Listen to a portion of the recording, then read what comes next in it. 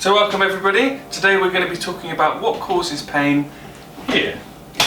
So anterior shoulder pain is incredibly common in clinic, and we're seeing it a lot more recently when people are getting stressed, lots of working from home where they're dropping the shoulder forward. So we are going to be talking about the top reasons for anterior shoulder pain.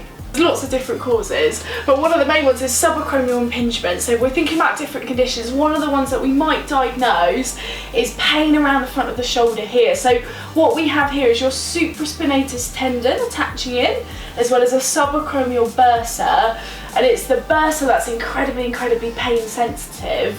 And what would you say were the most provocative positions that you see when people kind of occur? So anything above the shoulder height. So as soon as the arm comes up, anything above the head is almost impossible to do. It's very painful. Yeah, and what typically happens is it either can be localised sharpness around that attachment of the tendon and underneath the subacromial arch onto the humerus, or the bursa as well. It gives that pain pattern down, doesn't it, into the bicep area. So we can see the pain coming down into here. And I know when we were learning it, it was a lot when people were kind of combing their hair, you know, reaching around to undo bras, back pockets, stuff like that were really limiting.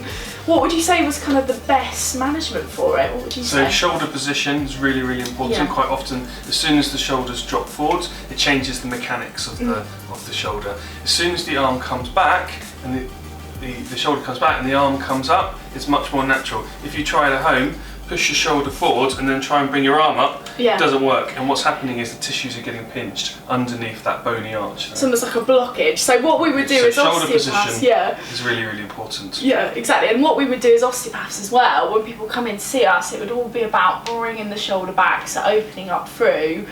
Yeah. Stretching through the pectoral muscle is really important. Strengthening the rhomboid, strengthening the back muscles to bring the shoulders back, really key. Yeah, and then another condition that's really common around the shoulder that we see that can give anterior shoulder pain is damage or issues with the long head of the bicep. So as it attaches inside, deep inside the shoulder joint with the labrum, it blends in.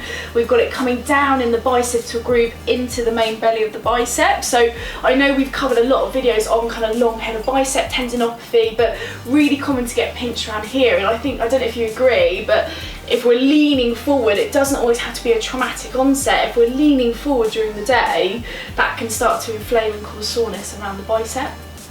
Absolutely, Louise, yes. And the main test for that, you can differentiate between long-headed biceps injury and subacromial impingement by sticking your arm out to the side, adding a little bit of resistance, and then just bringing your arm up straight. And if that really fires on the long head of the biceps there. So if that hurts, that's probably what it is. With subacromial impingement, the best thing to do is turn your arm inwards. So imagine you're holding a can of beans, you're going to turn it inwards.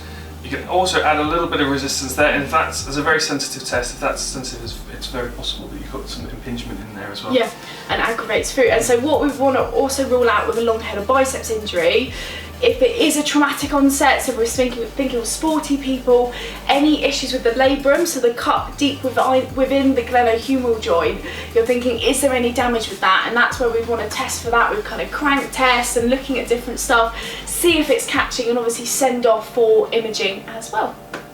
There you go.